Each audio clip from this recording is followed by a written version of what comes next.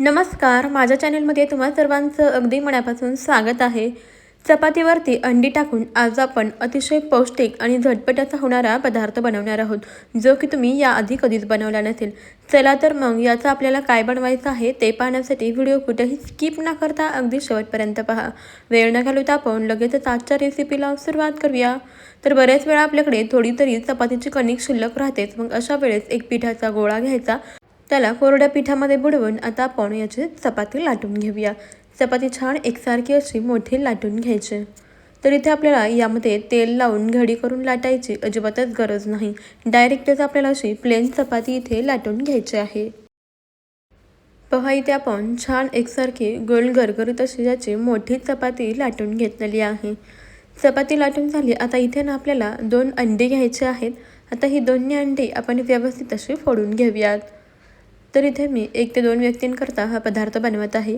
तुम्हाला जितक्या व्यक्तींकरता बनवायचा आहे त्यानुसार तुम्ही इथे सर्व साहित्यांचं प्रमाण, अंडीचं प्रमाण कमी जास्त घेऊ शकता. 2 अंडी आपण व्यवस्थित अशी फोडून घेतलेली आहेत. आता यामध्ये ना आपल्याला काही भाज्या घालायच्या आहेत. जसे की इथे मी बारीक चिरलेला कांदा, टोमॅटो, हिरवी मिरची आणि कोथिंबीर यामध्ये घातलेली आहे. चवीप्रमाणे मीठ घालायचं आहे आणि हे सर्व जिन्नस छान एकजीव असं मिक्स करून घ्यायचं आहे. यामध्ये तुम्ही तुमच्या आवडीप्रमाणे भाज्या आणखीन घालू शकता. सर्व भाज्या घातल्या. आता व्यवस्थित असं याला मिक्स करून घ्यायचं आहे. ही अंडी आपल्याला व्यवस्थित अशी यामध्ये फेटून घ्यायची आहेत आणि याचं मिश्रण तयार करून घ्यायचं आहे. पोहा, इथे आपण अंडी अगदी व्यवस्थित असे मिक्स करून घेतलेले आहेत आणि इथे याचं बॅटर बनवून घेतलेलं आहे. अंड्याचं मिश्रण आपलं इथे तयार झालेलं आहे. आता लगेचच गॅसवरती पॅन ठेवायचा आहे. त्यावरती लाटून घेतलेली चपाती टाकायची. आता चपातीला छान बुडबुडे आले की चपाती पलटी करून घ्यायची. आता ही चपाती आपल्याला व्यवस्थित अशी भाजून घ्यायची आहे. एका बाजूने चपाती व्यवस्थित भाजून घेऊया आणि एक बाजू कच्ची राहिली तरीसुद्धा चालेल. तर चपातीच्या खालची जी बाजू असते ती आपल्याला व्यवस्थित अशी भाजून घ्यायची आहे. दोन्ही बाजूंनी तेल लावून आपण ही चपाती व्यवस्थित अशी भाजून घेऊया. तेल लावायचं आहे आणि आता चपाती आपण पलटवून घेऊया. ही खालची बाजू आपल्याला मात्र व्यवस्थित अशी भाजून घ्यायची. वरची बाजू आहे ती जरा कच्ची राहिली तरी पण चालेल. नंतर आपण त्याला सुद्धा भाजून घेणारच आहोत.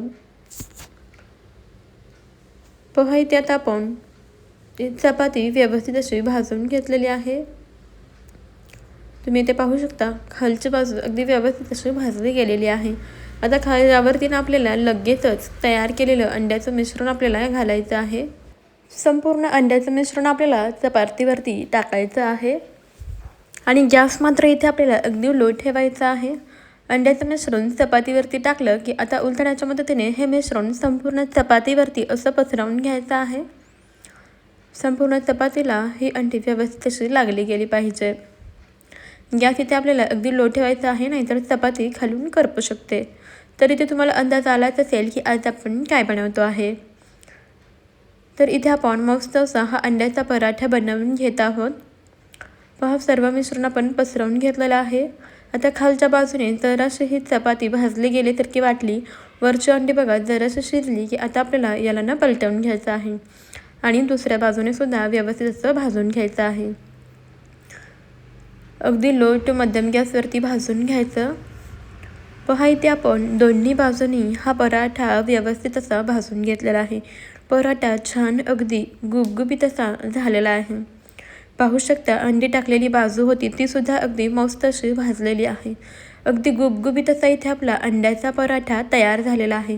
अगदी पौष्टिक आहे, झटपट तयार होतो. लहान मुलेसुद्धा अतिशय आवडीने खातील इतका मस्त आणि चविष्ट अंड्याचा पराठा इथे आपला तयार झालेला आहे.